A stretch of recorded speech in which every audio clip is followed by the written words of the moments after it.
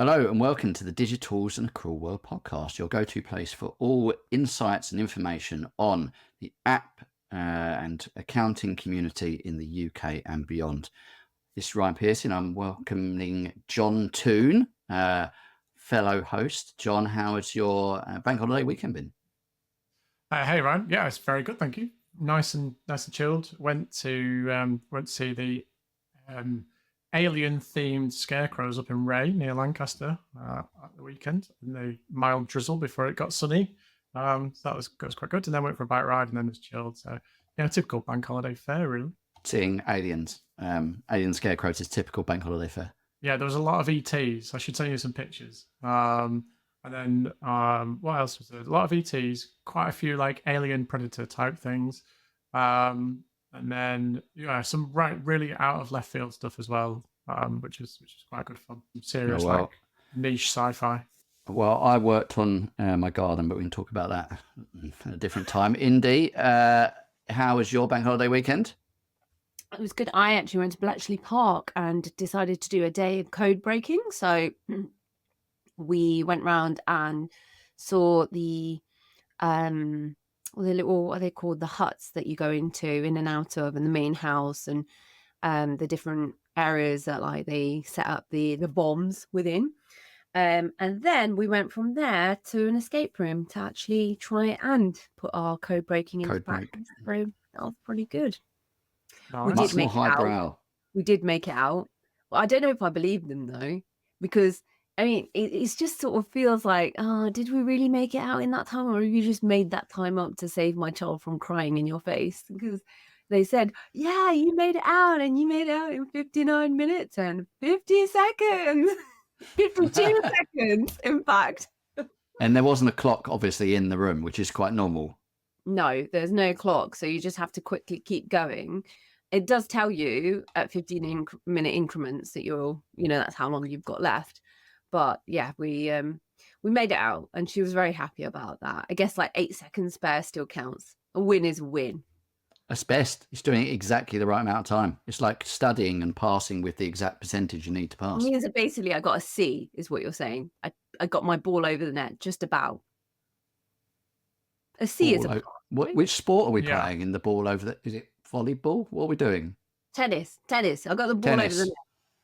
Got it. Yep. I was just checking which sport. So not paddle. What's the paddle thing? That's like really fashionable now, which clearly I don't know about. Exactly. Pickleball. That's it. Yeah. We did do that. And then we unlike what Ryan plays in the garden, which is he only plays badminton because he likes to play with shuttlecock. Oh, shuttlecock, yeah. Well, he's got the perfect garden for it. Exactly. I do love the fact that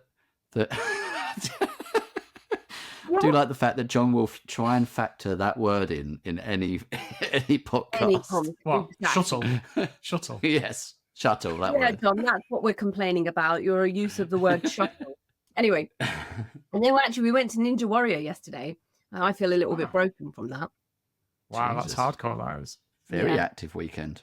I didn't do any of the obstacle course properly. I couldn't do it. What? You just watched them and you were still broken? No, I tried. Of course I tried. I just couldn't do it. Lifting one's own body weight is incredibly hard. Oh, yeah.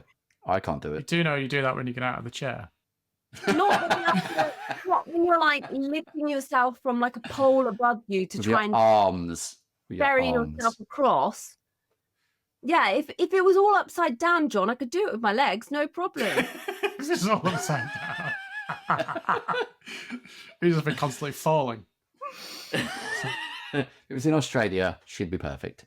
Exactly. Australian Ninja Warrior, I reckon I could do. It's the UK one that I've got wrong. Yeah, you win like a pint of Foster's at the end. Exactly. Right, shall we crack on?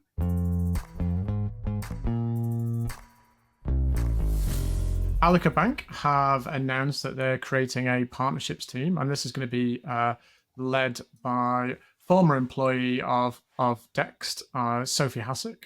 Sophie Hossack, get the name right, and Rich Williams, who has been involved with the Australian-based finance business in the past, and they're going to be leading out a team of 8 partnership managers across the UK, covering the UK regionally, just to help them to build out and engage a bit more actively with the accounting community. So Yeah, I think this is fascinating news. We've seen partnerships, I think, from some of the challenger banks in the past. I guess probably Starling's probably the most recent one, although I guess that sponsors FreeAgent and their NatWest connections and RBS connections, that they kind of do that in one way, shape, or form as well. But yeah, great to see Allica do this. I think it's going to be a good move from them, because I guess they'll be going to given the target market of sort of businesses in the sort of 5 to 250 employee bracket, which I know is quite wide, but definitely appeals to firms of our size in particular, Ryan, and probably we don't have that many people, at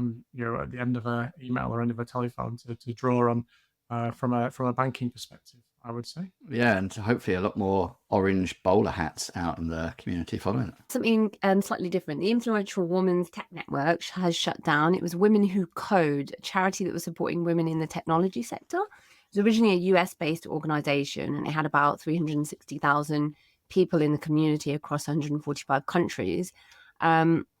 It's quite a sudden shutdown of the group, and not really sure what it's based on. Obviously, there's quite a few people in the network who have been saying that this is a really sad thing that's happened. In a post announcing their closure, it said that it held 20,000 odd events over its time period and given out roughly about 2.8 million in scholarships. That's in pounds. And about a month before, they said they were going to have a conference in May. So it's a shame, because that's also been cancelled.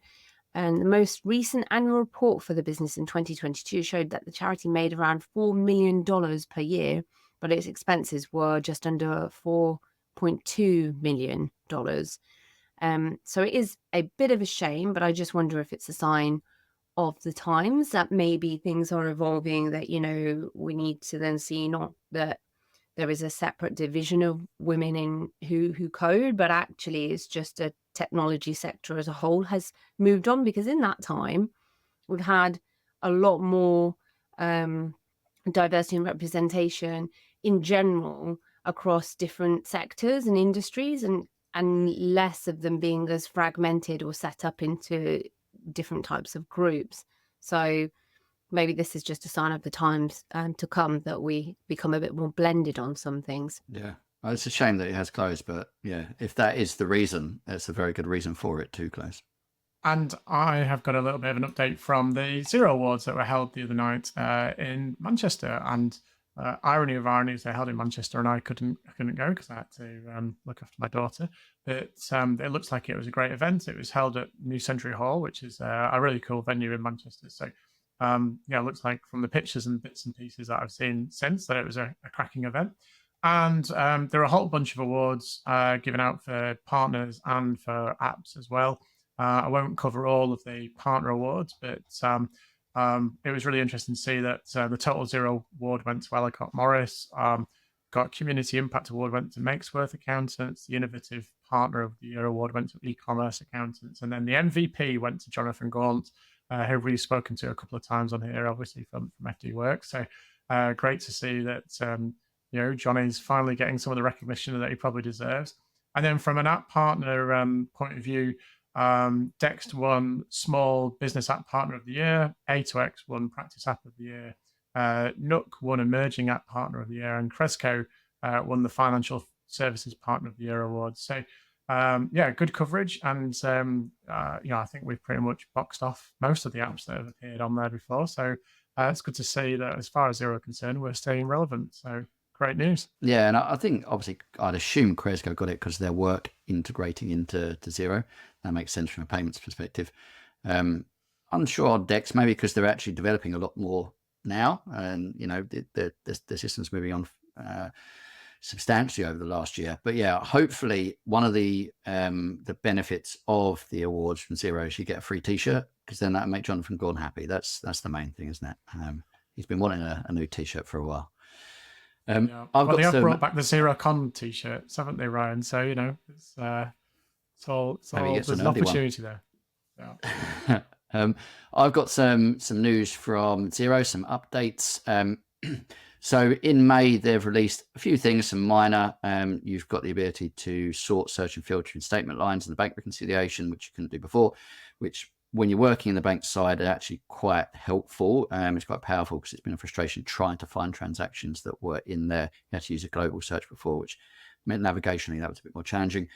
Ability to drill down in the profit and loss account from inside the Xero accounting app. So once again, superpowering that app, doing more and more inside that solution.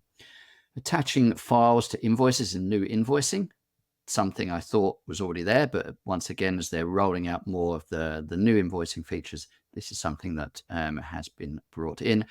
A new guided onboarding for Xero Payroll. But I think the best one is the ability to schedule bills to be paid inside the payment area inside Xero, probably because of what they're doing in integrating into Cresco for that Xero Pay side. Makes sense because you can schedule it from the Cresco element. So bringing that in means you can use more of the tools inside, I guess, that superpowered Xero Pay area. Another thing from Xero, which is they've released a small business index report, and it's the index that shows the overall performance of businesses from month to month in the UK. So there's a few different results. Small business index showed that it was down 7 points in March this year in terms of growth, but also wages see a 2.9% year-on-year increase. Jobs saw a 1.7% year-on-year increase in March, and time to be paid was at 27.9 days, which actually shows a decline from over the last period for the last few years. However, sales were also down negative 4% year on year. So that was a little interesting to just see that we're kind of seeing a bit of a downward trend on a few different things. I think that's interesting if you look at it in the context of the wider economic expectations, because I think we are, just as we're recording now, we're a day or two away from the Bank of England announcements on rates, and there's an expectation that they'll either freeze or reduce rates. And we're also expecting some wider economic data from the government as well, which is supposed to indicate that we're out of our minor recession that we'd slipped into because we were expecting some growth. So if the numbers from Xero in the quarter to March are to be, to be sort of taken in the context of the wider economic position, it shows that larger companies seem to be doing okay and recovering well, and smaller companies are not doing so well, which is concerning. It is indeed, yeah. Hopefully we see something slightly different, but we'll see. I've got, I guess, a final bit from Xero. They have decided to not continue the Planday app over in Australia, and instead focusing on partnering with Deputy, a well-known brand over in Australia, and building the Xero payroll element from Australia into that Deputy app.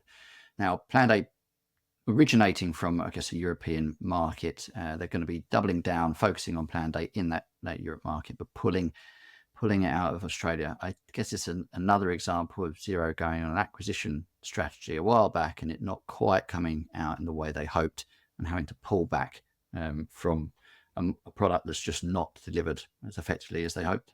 Yeah, it's a strange one, that, don't you think? I mean, I can't understand why, having gone through the acquisition with Planday and stuff, and then that hasn't been as successful. It makes you wonder what the strategy behind that sort of wider rollout was, or if they've just decided that actually Deputy's got such penetration in that market already that it's better to go down that sort of partnership route with them rather than try and fight them, on another front. Well, I think part of this is that they've had a CEO change since the acquisition. So Sukhinder's come in and streamlined. They've reduced the staff numbers. They've made them more effective and efficient. They've looked at the products and gone, okay, what is working, what's not working? If it's not working, what do we do? How do we change? How do we pivot from that? And I think this is another example of that. It's just taken longer. Maybe they pushed harder with it because of what the product was. But they've unfortunately pulled it from the Australian market. Payhawk has announced that it's joining forces with Amex to issue cards to its US businesses and corporate card members, the ability to issue the virtual cards with built-in spend controls and manage business spend globally through Amex. And it's participating in the commercial partner program. So something that will just extend its customers' ability to access the control, security, cash flow management that comes with Amex and the virtual card, alongside the simplification and automation of financial operations in their spend management solution. And then also use the same cards for reimbursable expenses and accounts payable. So that was quite cool. And there was another little change from one of the other spend management card companies. Soldo has partnered with B2B lender Triver to provide SMEs with access to cash flow. So again, this one, they partnered with Triver on the cash flow financing side, and they're leveraging the open banking technology and AI technology to make it easier for Triver to also, I guess, underwrite and provide access to capital. So, you know me, of course, I was going to cover that spend management, and it's the ability to underwrite SMEs and provide access to financing. Why wouldn't I do that one? Just slot that one in.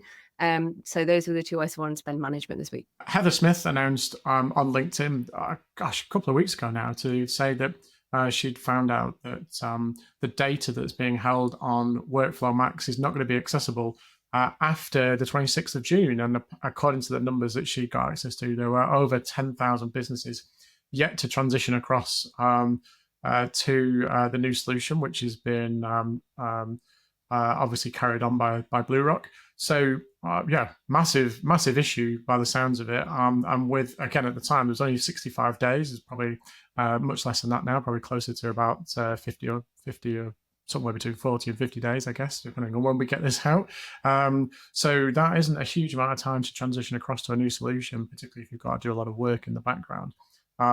So yeah, I suspect this is more of a problem for the Australian market than it is probably for the UK market, because WorkflowMax was always much more had much more of a presence over there. But nevertheless, for any accountant or business that's working on WorkflowMax and hasn't thought about their transition path, they need to be doing so fairly quickly. And I have had people or businesses reach out and talk about it. So yeah, I think there's some that have left it quite late. So hopefully they will pivot quickly. I've got an announcement regarding Client Engager and Tax on Demand, or TOD, as most people refer to it. So they have formed a strategic partnership in which, I guess, to start with, Client Engager will have a link directly to the TOD product inside the Client Engager portal. But they've got a deeper strategic plan to, I guess, link the systems going forward. So both, I guess, Johan Gorey and Andy, who run Client Engager, have been using TOD for the last year, really love it, and want to, I guess, bring that into all the clients that they have using the Client Engager tool. So interesting strategic partnership out there, especially with products that are quite early on in their development roadmap. Yeah, and talking about development roadmap, NetSuite had their conference in London a couple of weeks ago. I think it was 17th of April, if I remember rightly. I didn't manage to get down there, but I know that Tom Herbert from Accounting Web did, and he covered quite a lot of the detail of what they talked about. And almost inevitably, they unveiled a whole bunch of generative AI features into the product. Some added reporting capabilities around business performance and e-invoicing capabilities as well. So it seems that NetSuite, along with a whole bunch of others, are on that gravy train, really. So irrespective of the lack of legislation that we're seeing here in the UK, I think e-invoicing is going to make its mark for UK businesses, whether they like it or not. So it's going to be interesting to see how quickly that gets adopted if it just sort of starts to pop up in various products.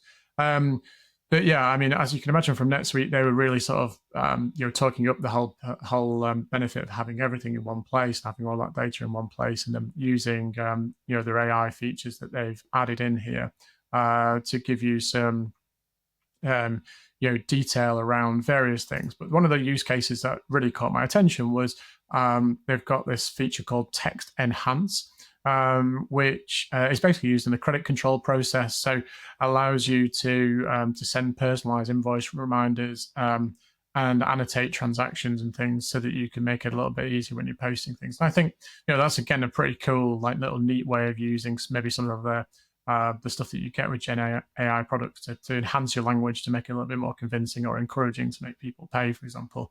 At the moment, some of the features they talked about are only available in the US version of the product, and it will be rolled out to UK users later this year. And it's going to touch on all of the many multitudinous parts of the NetSuite set of products. So yeah, it's going to be interesting to see what impact that has, and how much businesses take up these things as they become available. There's been a couple of big raises in the market. You'll be delighted to hear that one is from a company called Tabs, who have secured $7 million in seed funding to enhance an AI-driven accounts receivable platform. This has now increased their total cash injection to roughly 12 million. The company Tabs is located in New York, and it works by leveraging artificial intelligence to transform the AR processes by automating the extraction and management of all contract-related data. So they help by streamlining invoicing and payment collections, and it's seems to be being trialed by a number of different businesses who have then been able to report a 40% reduction in the time to collect payments. And it's more around the ability to attribute the efficiency to reducing the manual tasks in the billing process and using more dynamic billing capabilities that adjust in real time to market changes. So it sounds like they're using the funds to try and build out more of the B2B technology and the operation side of it. But it looks fairly interesting. I'm not quite sure if it means that they will also use some of that funding to lend or deploy lending, but that I thought was quite interesting. And another one was from Sumday. Sumday, who are a carbon accounting startup. We covered them, I believe, last year at some point when we were talking about carbon accounting and the partnership that was announced with Xero in September 2023. They've closed a 5.3 million seed funding round. And Planeteer Capital, I just love that name. Planeteer Capital, the New York-based venture capital fund founded by climate tech investor Sophie Purdom, led the seed round. So it sounds like they have had some pretty good traction with 50 accounting firms across the globe, and they're using this funding to try and expand their presence in the US and Europe. And it will, so they've so far unveiled their goal to make carbon accounting an extension of financial accounting and reporting for businesses on a global scale.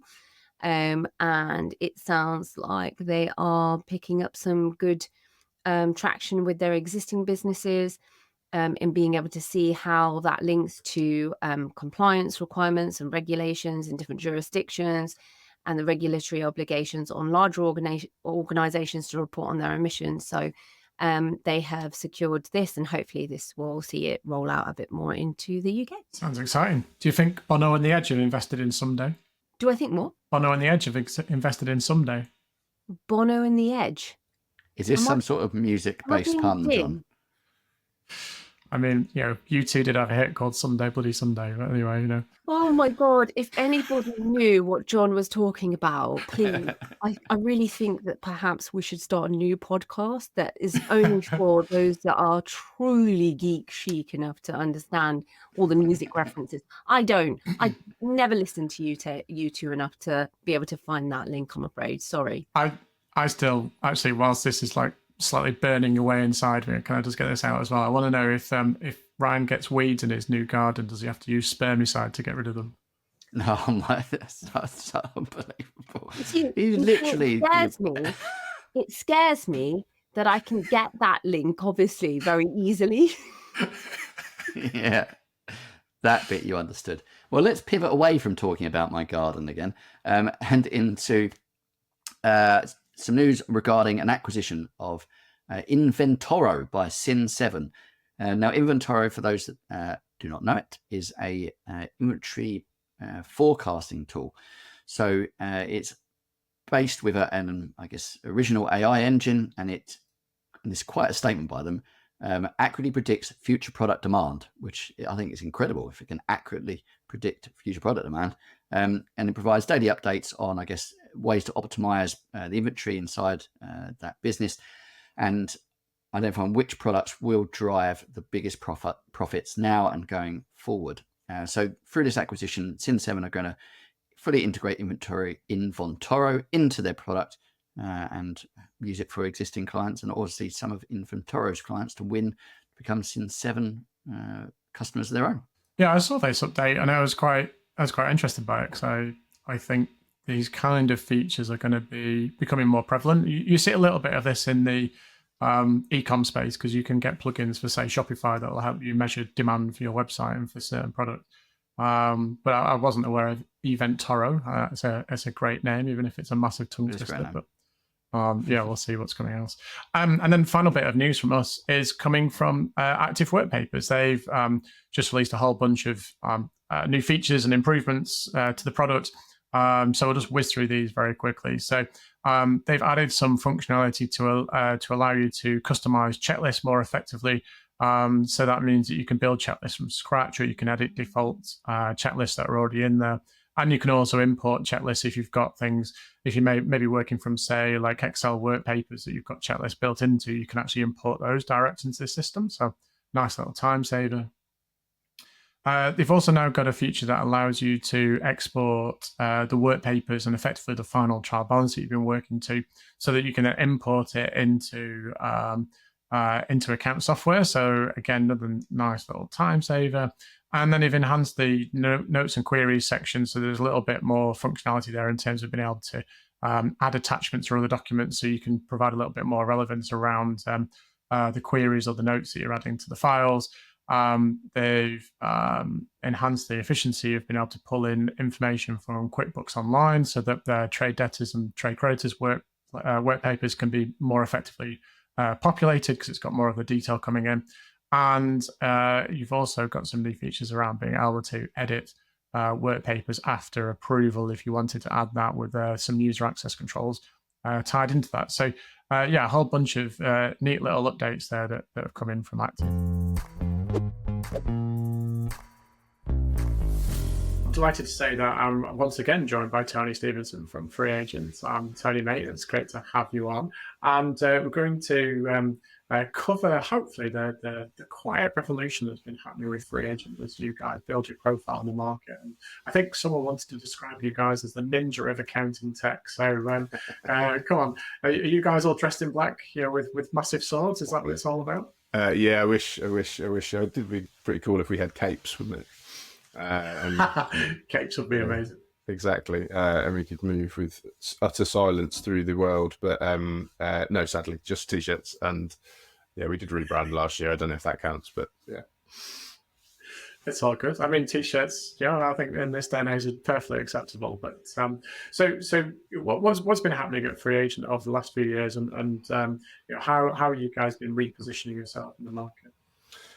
Excellent question. An excellent question, mate. So I think we have we've quietly been going about our business in a world of noisy competition, and we're a modest bunch at FreeAgent, and perhaps too modest sometimes. And I think that especially over the last couple of years or so, we touched on it in the last episode, but we've spent a long time really kind of getting to grips with the micro kind of end user, and we've stood next to practitioners and sort of looked at the same problem and sort of said, like, I can see you've got that problem with your clients, that they're struggling to use software, or they're a bit price sensitive, or they're not quite up to speed with this sort of stuff, so we can solve that problem for you. And we've done a really good job of that. We get our feedback we get is always, our NPS is 75 consistently, 70 to 75.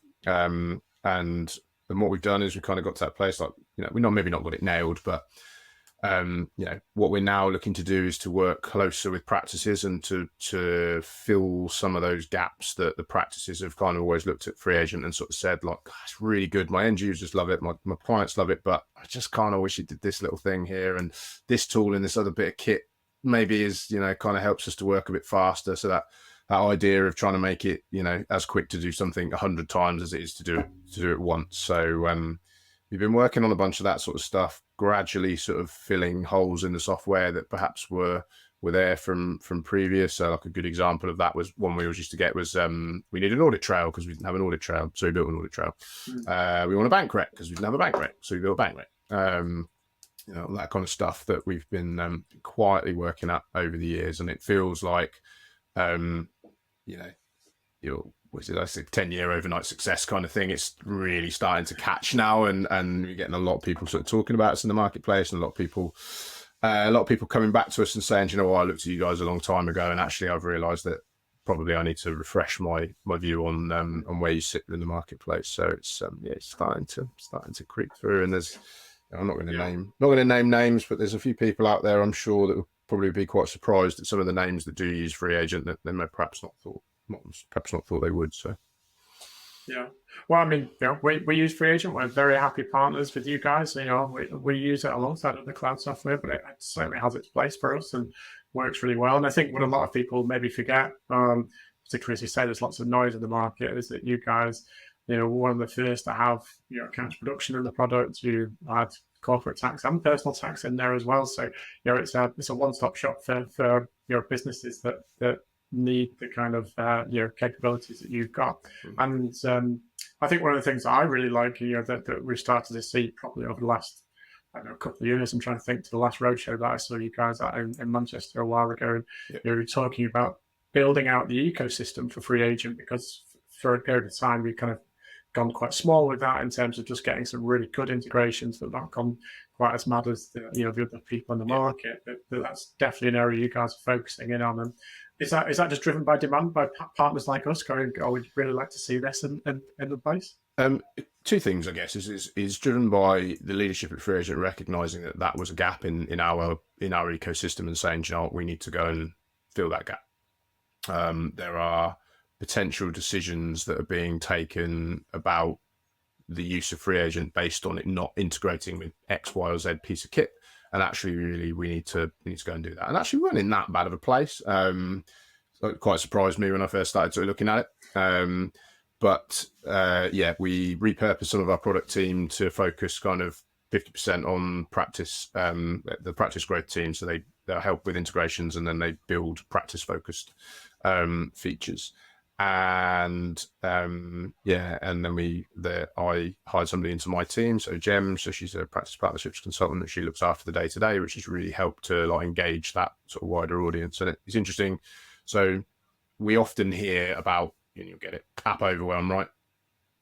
Competitors got 2,000 apps on their app store, and then that phrase from the accounting side is they've got 2,000 apps on their app store, and I don't know where to start, right? So what we kind of trying to do, and this was less by design, but we've ended up in a situation where we've got an opportunity to curate what we put on our app store and to just partner with the SOP 2, 3, maybe 5, practice tools that that sit within the marketplace. So like reporting wise, we partnered with Sift. They're our reporting tool for now, and we may partner with a couple more in the future, but that's been really good. Dext, auto entry, most of the bigger accounts production sort of houses and stuff. And then we've got, I won't name names because we're in that sort of blackout NDA. It's being built at the moment, but there's 2 or 3 that are coming pretty soon. Definitely names you'll have heard of within the marketplace that will hopefully make a bit of a splash, and then they should continue to just sort of follow along 1 or 2 a month from there on in. So and it really seems to have got our partners sitting up and going, oh, I'm really glad you've done that, because that's really made my life easier. And actually you seem to have really spotted that was a gap. And I know exactly the room you're talking about. The Sift integration came out of that room from somebody from a conversation in that room, and then we went and spoke to them, and they in a very strange twist of tech fate said, oh, we'll be ready in about October, and then emailed us in July and said we finished, and we were like, oh, okay.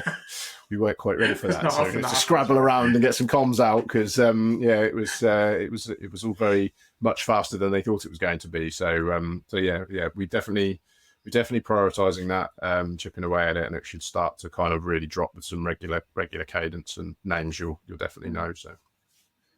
And I guess to a degree, right, that gives you guys some security in terms of you get to partner with known names in the industry, and so you reduces a little bit of the risk of that app ecosystem for you guys exploding a bit. But I mean, it's great to hear. But let's focus back on things like accounts production, corporate tax, personal tax. As I said, that's something that you guys probably had first in the market for a truly proper cloud accounting product. And maybe just remind us of some of the capabilities of that, because I guess a lot of firms maybe aren't aware of what you can do with FreeAgent now as an all-in-one solution potentially. Yeah, and I guess when it builds around you, it's easy to not kind of think of it like that, but actually, it does tick a lot of those boxes. So we were the first cloud accounting provider to have VAT return that you could file through FreeAgent. many moons ago, and we get really good feedback on how our VAT return works. It seems to be really kind of not something that gets sort of circumvented in the product. It's, you know, the core of the VAT return process, and making changes is easy, and you don't have to, it doesn't change what you filed before if you change something. We added the property pages to the self-assessment at the back end of last year, which was a big one that we had sort of on our list to do for some time, which consultant made a load of cash, bought a couple of properties, couldn't file through FreeAgent. Now he can, yeah, or she. So that was a big win. The accounts production stuff will always be a slow burn for us, I think. You know, we know that the larger practices will have a tool that they use across all of their ecosystem. So that, that's more for the micro entity, and it sits quite well. There's a couple of bits we'd like to sort of tweak in that, I think, to plug a couple of the bits that weren't in the original release, but we'll get to them in the not too distant future. You can got an e-sign sort of feature that you can run through them. We've got payroll as well, which has had quite a lot of love over the course of the last couple of years, fixing things like being able to shut payrolls and being able to edit payrolls, and a bunch of those, and some reporting in there as well, which wasn't in there before.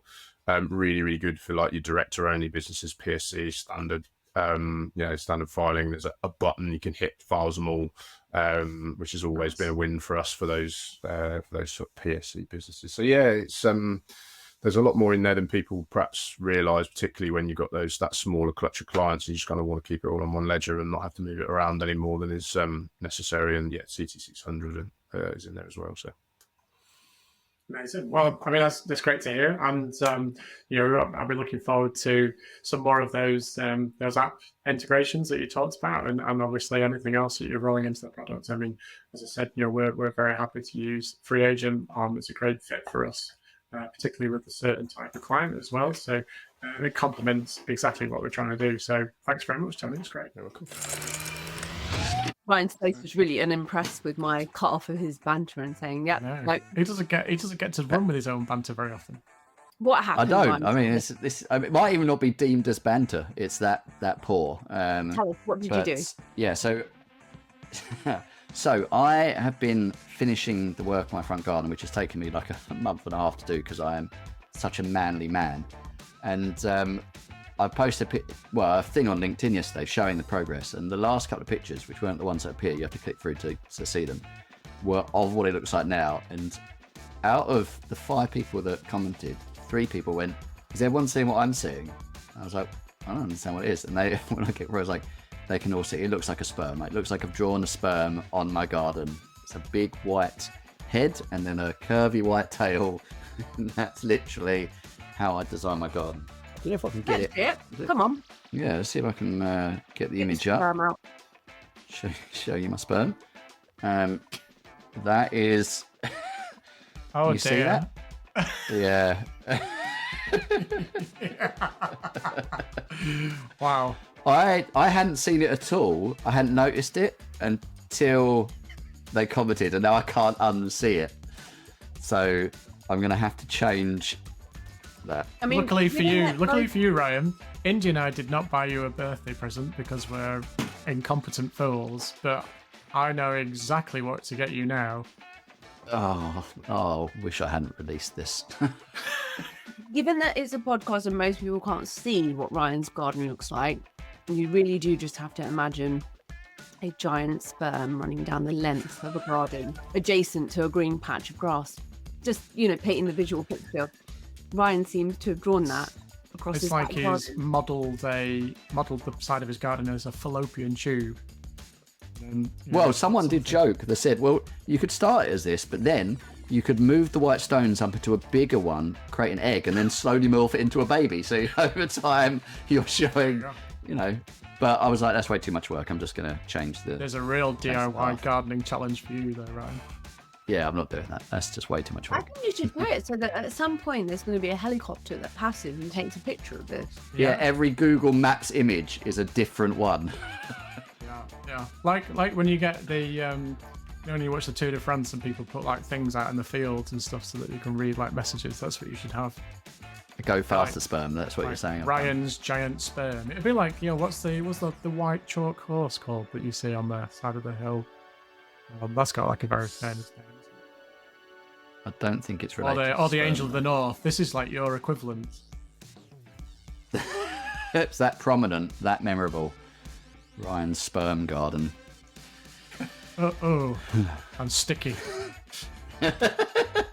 Guys, behave. Right, All right. Let's kick off.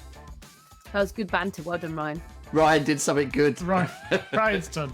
And in true Ryan style, he managed to get it over with in a couple of minutes as well. Yes. Oh, out. I am not arguing. I'm efficient. But this time, satisfying. We're doing this time. Always satisfying. Not if it's over in a couple of minutes, Ryan. Don't know how good it is in those couple of minutes, Indy. Leave that there. Moving on. Moving on. I'm very excited to be joined by Lauren Harvey from Full Stop Accounts. And Lauren is someone that I met, I'm trying to think, maybe a decade ago, Lauren, possibly. I think when it was the Receipt Bank Advocate time, I think that was possibly one of the first times that I met you. Well, gosh, a lot has changed since then, right? Yeah. Yeah, like it's been, as we've just been sort of saying as an intro to each other, is a lot has changed, and it's using that time that we've put all these amazing time savings in for and having better conversations. You know, we're told by the app people all the time to have better conversations with our clients, but I think as an industry and people at the edge of the industry that we are, having better conversations about how life has changed, not just tech changes in that time. Mm-hmm. And I mean, maybe for a little bit of context for anyone that doesn't know you particularly well, you have just handed on the Xero MVP baton to Jonathan Gorn, having been at the Xero Awards I saw last week. So that was something that you won in 2023. But maybe you can explain a little bit more about Full Stop, you know, because contextually you're very different to the firms that Ryan and I work for, particularly from a size point of view.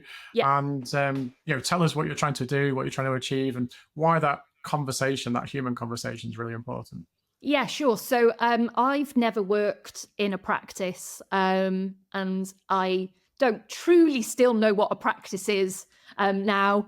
I'm a chartered management accountant. I'd always worked in industry. I actually went to university in Manchester and started artificial intelligence before it was a thing.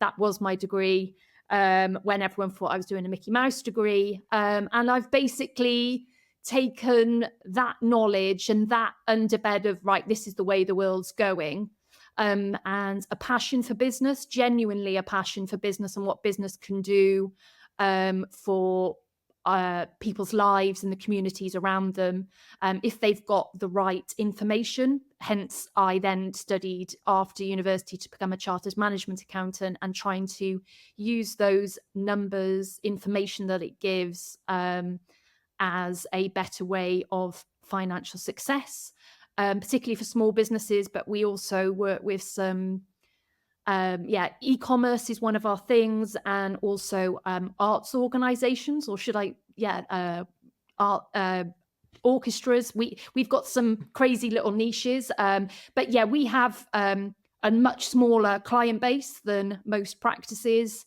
and I suppose what other people are calling me out a bit at the moment, and probably it's trying to find a way to do fractional CFO work for SMEs. And how many are in your team at the moment, and what's the sort of construct of your team? Yeah, so that's changed over the last few years as well. We are split between the management, sort of the controller, CFO, sort of human side is now very much in the UK, with the client managers, and the operational, the more strategic statutory part of it, increasingly due to our processes and systems, is in India.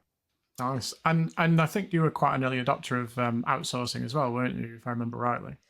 Well, I mean, we tried it earlier on. It's probably, and then to be honest, even with somebody who's a process-based, as I am, our processes still weren't hot enough on our systems. So it's been probably over the last 2 years that we've really been able to up our game based on the systems and processes in place. Yeah. But yeah, it's based on strong workflows, strong systems, and everything else that you guys are always advocating for. Well, we're always advocating for it. I'm not sure anyone listens, but we'll get there eventually, right? That's the important thing. I mean, coming into the industry, particularly the practice world, as a as you say, SEMA qualified person, I guess that has with its own kind of particular stigma, particularly when you come up against people like myself and Ryan, who are chartered accountants. We always think we're better than everyone else. But what else did you face as challenges coming into our world, aside from the standard kind of, SEMA's not really a proper accounting qualification? Well, there's that. There was a lot of that. And to be fair, calling SEMA out on this now, really, they aren't too sure of how we sit in this world of practice accounting either. And I was passionate at the beginning, particularly when the other institutes, yours included, wasn't doing a lot around beyond compliance work. But hey, we are where we are, and we're still doing what we're doing. I think your question being, what did we come up against? When I was in industry, we used to use practice accountants for, like I didn't do tax returns and in the same way. And it was always a bit what you guys was this dark art, and was like, oh, we better get them in to do that piece of work. It was very much us and them. They must know what they're doing.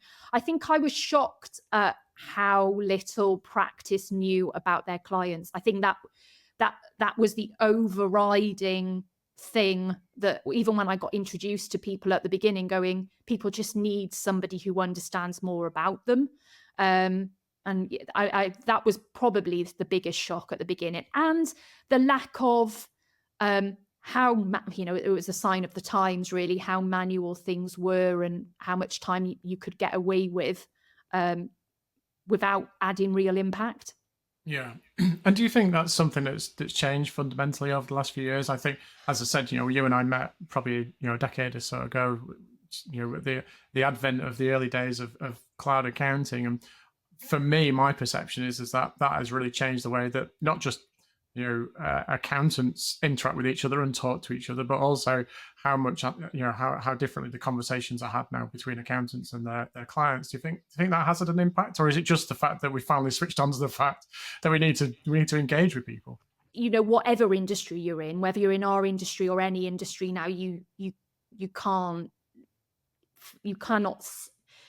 cannot look past the human bit that we all have to bring there, which arguably in the past you didn't have to, because your time was taken in doing all these other tasks. I still think, which is one of the conversations we're having, is how to have more meaningful conversation with everyone around you, clients, peers, whatever is. I think we do have to up our skills about understanding. So I think, yeah, sure, there's been definitely, glass half full here, progress. It's going to be super interesting where it goes from here, though, I think. Yeah, and that that point you make about maybe sort of like really, really engaging, really listening to people, not just clients, but other people that are around us. I know Jonathan Gaunt, who we mentioned previously, you've handed the baton on to recently.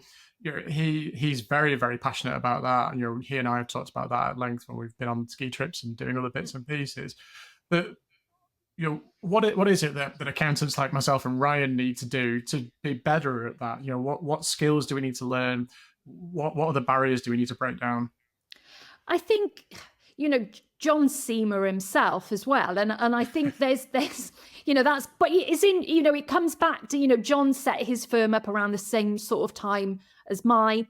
He obviously is really in the tech world with all the things that he's been doing there over the years as well. And I think it's gone are the days of our skill set being in one area. We do still need to be really strong, chartered, yours and Ryan type accountants, because we need to translate. You cannot underestimate still what people can look at a piece of paper and not see. So I think that the human skills around, but translating that not just in an AI way of a blank and another sheet of paper, but in a really meaningful way to what is going on in your client's or your peers' life by understanding what I think we just have to understand more in more areas.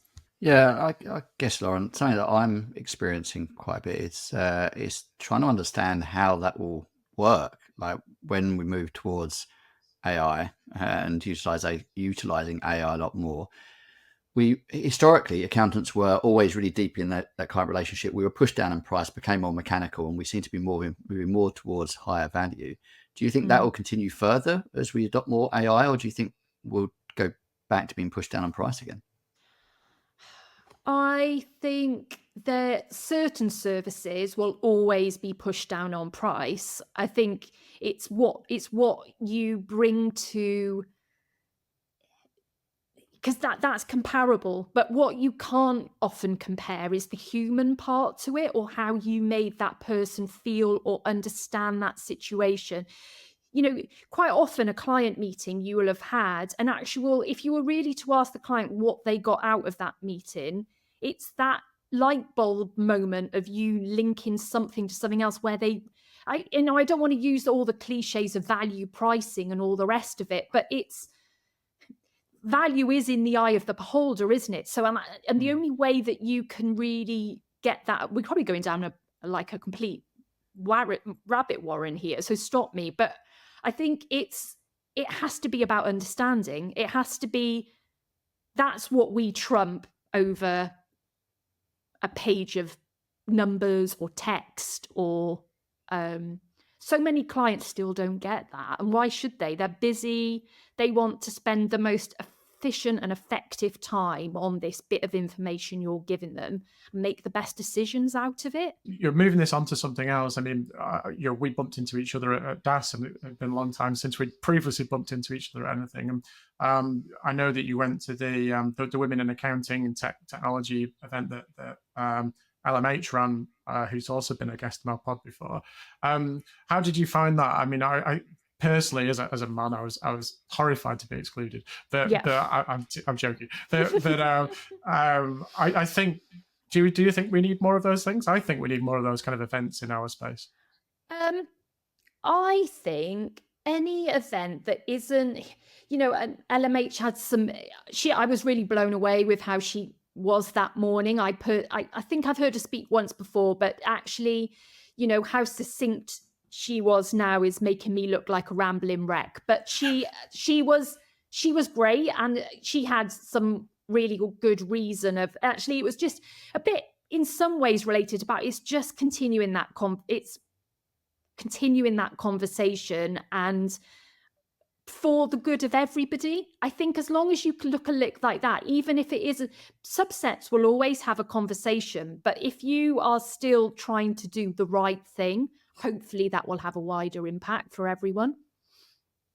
Yeah, and I mean, I guess one of the other things I wanted to talk to you about as well, which is slightly connected to that, was I know that you've been quite vocal about the effects on women of going through the menopause and trying to encourage people, of all ages and sexes, etc., to really get a concept of what the impact is and to maybe change the way that it's perceived and stuff. So I wonder if you could talk about that a little bit more as well.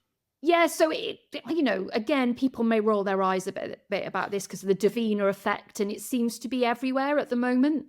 I'm thankful that Davina, or whoever the effect was, that Dr. Louise Newson had particularly been useful for me, has raised this as a thing a couple of years ago, before it affected me. So basically, I had a radical hysterectomy before Christmas, which was off a bit back of a cancer scare. So I'm classed as going into the early menopause now. But I really didn't know before the Davina effect and all the rest of it, I wouldn't have known how to have got through. So it's an example of having that conversation, even when you don't think it's relevant to you at that point in time, how it can come back and help you at a different point. And I think another, how it comes back to affect us as well is it's a bit like that then. Like I'm a business owner, and I've always got to be on it, and I've always got to have the right, back to having these meaningful conversations. But the biggest thing that was the start of it for me was this brain fog piece, and particularly in a world where we're selling, being on it and having those answers and being able to engage. It was sharing just actually to other people be aware of that, because I would have hated to have had to have, and I think that was the biggest scare point for me, is having to leave an industry that I love because I couldn't engage on that level anymore in the way that I wanted to or was used to. And was that a genuine feeling? Sorry, Ryan, I know you want to ask a question, but was that a genuine feeling you felt that if it got worse, you would actually have to leave the industry? Because I know talking to other women who are in similar leadership roles, that their feelings are the same. It's like, I'm expected to be able to answer a question, or I've got great recall, so I should be able to just pull that out of the back of my mind in 3 seconds flat, and all of a sudden you lose that capability. But it's not consistent either, is it? Exactly. But it's consistent enough that you would be petrified to go on to something like this or a call and be like, oh God, I can't remember literally what I'm about to say now. And for somebody who's never had that, to it then be, it's a real fear. It was a real fear for me, for sure. And it's, this call that the call out there for as women to be able to get that help quicker, and not have to go and fight through lack of education of GPs or anybody else. People are trying to go, people are told it's depression or anxiety or so many other things. But if they have more knowledge, both medical professionals and ourselves, both women, men, partners, whoever, know about, in the Davina book, there's a chapter about 4 partners. And I think it's really important that everyone, the hormones, whatever you are, huge. Then the balancing of them is massive. Yeah, and look, something from my end is that at Scrum Bland we've been doing a lot to educate our staff in, we've had sessions on mental health and sleep and the effect on that, and same way it throws your hormones off, not probably anywhere near the same way the menopause does. But we had a session on the menopause, but the bit that for me is frustrating, I guess, as part of this, is that I was in those meetings, I was the only senior leader in most of them. And that's real frustration. In the menopause one, there was only 2 men in there, one of which was me. And it's just, come on, we need to, as a community, understand this, be able to talk about it effectively. And if we're not engaging to learn more, how are we going to, communicate effectively? So do you see that this is still a big problem? I do, because for those reasons that you just said, Ryan, and it's, people may think it doesn't affect them now, a bit like I did. It was, Davina's program on Channel 4. It goes back to our point here as in an industry about how we have to verse ourselves in so many more things than we perhaps thought we would at the start of our careers.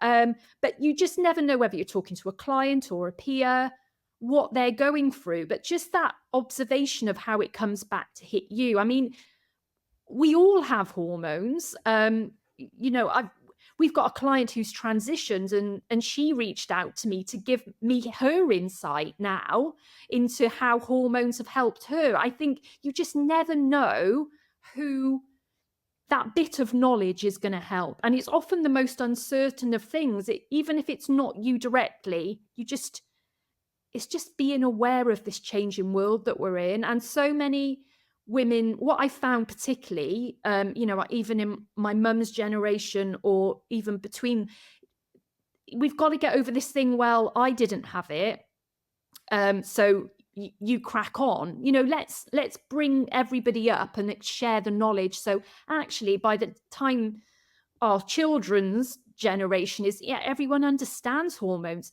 I mean, we've all got them as well, you know, like actually, I think men could learn a thing or a few about how women have to do these things with their hormones through menopause. I think, interestingly, there's a few things men, you know, back to your point, Ryan, about sleep, you know, how that we all need to sleep and we all need to eat well, and it affects, just be open to how it can affect you. Or, you know, John, when we jumped in, you know, we met at DAS and you were like, I still just feel I want to know more to support the women in the life around me. And I think that's an admirable starting point too. Yeah, I mean, talking of hormones, I mean, I'm the father of a 13-year-old daughter, so I'm fully aware of how hormones affect her. And obviously, I was a teenager, so I'm aware of how they change me. But I think the conversation, particularly around menopause, is just not had that often, you know, and I guess in the context of the fact that, you know, as Ryan said, you know, your senior leaders maybe don't always engage with these conversations, and especially in our world, unfortunately, senior leaders tend to be males still to a vast degree. That is a challenge, because that challenge of perception, the challenge of not understanding, and the challenge of just maybe not caring either is something that needs to be addressed.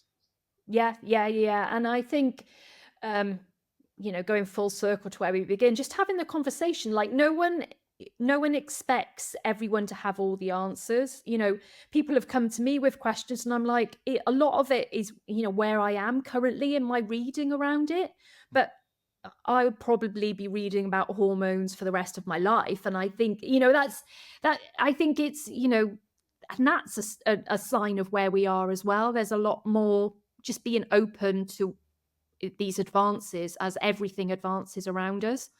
Just before we move on from this particular topic, are there any things in particular that you would say, you know, that either that men or women in practice or in business just need to think about in terms of, like, you know, the big menopause questions, as it were?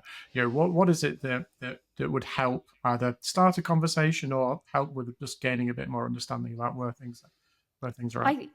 I think it's a jigsaw puzzle, you know, if we're just taking the menopause thing as an example, and there's so many ways it's got so many ways it can manifest itself in different people, and starting points aren't the same. And I think that's added to the confusion.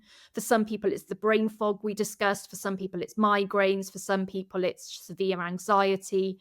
For others, it's, you know, also the old thing about hot flushes, that seems to, you know, be what people used to think it is. There's so many side effects. So I think it's having more, in our industry, it's knowing more about what that can be. And I think even if you're on the side of it, like myself was, actually having connection with people so that you can have a meaningful conversation. So say in your case, John or Ryan, it would be, you know, being able to start that conversation without the fear of upsetting someone. And that's really hard when these people are in a heightened sense of hormones, a bit like you were joking with your daughter, John. You know, it's sometimes hard to know where to begin.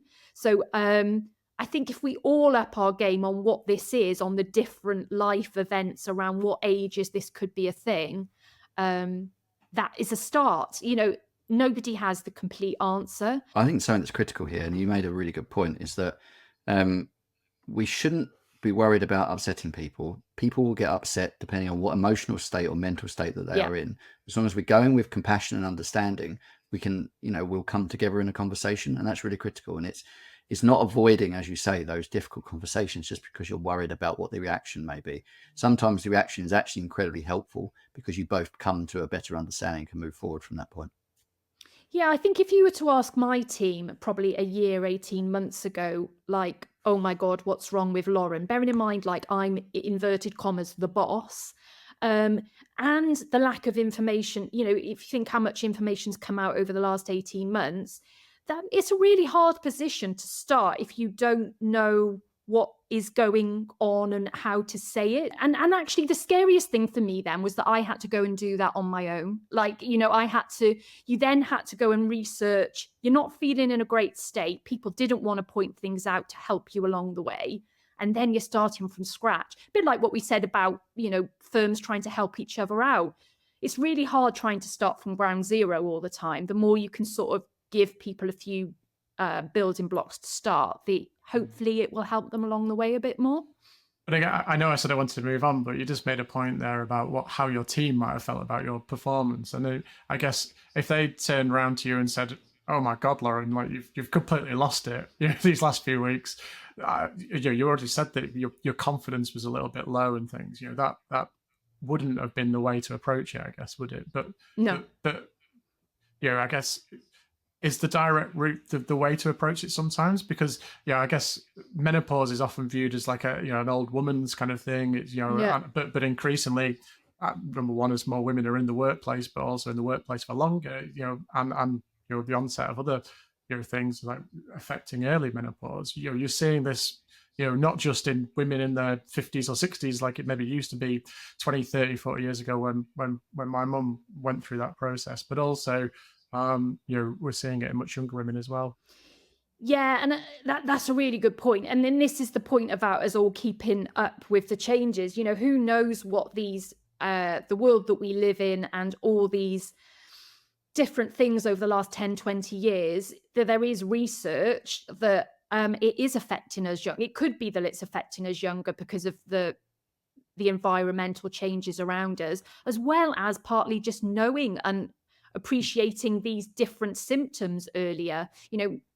Perhaps hot flushes did start when you were later on, but you get these anxiety and brain fog earlier. So, and that helps us all by having the conversation that it can be starting in different ways. It's just that little level of appreciation between everybody of going, have you read, I say that to the team, the things that I found now, the things that I've learned from perhaps, say, a woman in her 30s, I'm like, I've read up on this, it was of interest, and sharing it that way. Yeah. Right, sounds great. I mean, hopefully, if nothing else, this conversation has helped to enlighten a few people, or at least give them the confidence to start these kind of conversations. And I guess moving on from there then, what does the rest of 2024 and into 2025 look like for you, Lauren? I mean, aside from more enlightened conversations and engaging with people and stuff, what else can we expect to see from you? It's a time of still making sure that we're delivering in clarity and effectiveness in a time where money and time are still in short supply for so many people. So giving people confidence in their work and in their business. So that's from both my team standpoint and the clients that we're lucky enough to serve. Staying ahead of using tech to its best and using humans to their best of their ability too, to still, we've got to have fun along the way and, make this an enjoyable time, as we don't know where we're headed in as an industry, and rolling with the punches and staying open. Yeah. And just on that final sort of theme there, what do you think are the big challenges that we're sort of going to be facing, over the next 12 months or so? I mean, we seem to have got over the challenges with the economic shocks that we've had recently. We've got over COVID. And I mean, I'm not asking you to sort of get your crystal ball out and try and figure out what's going on, but what are you saying with your clients and with your team in terms of, what you think, what we're really gonna have to nail this over the next 12 months or so? I think it's human connection, both with clients, and it's bringing that added value. And it's not value, we've said this earlier about value, but it's not that, but it is being human in an increasingly world that could potentially be less human. The easy thing for us all to do at the moment would be to lean out and allow the tech or the process to take the strain. But I think we have to stay curious and stay ahead, and make sure that we're relevant and we're finding our right way. Well, I think that's the perfect way to finish off there. And I really love that sentiment at the end about staying curious. That's one of the words that we use with our team all of the time, is to encourage them to be curious and to try not to allow us as accountancy firms to knock that curiosity out of them as well, which is always a challenge. But Lauren Harvey from Full Stop, you were awesome as always. So thank you very much for joining us. And I look forward to bumping into you at another event, hopefully soon. Can't wait, John. Thanks, guys. Cheers. And that brings another Digitals in a Cruel World podcast to the end. Thank you for listening. Please do rate, review. We love to hear from you, love to hear your feedback. And if you haven't checked out our website, go to www.digital-disruptors.com. Do check out, follow us on LinkedIn. We're always talking about them on there, and be good to see you.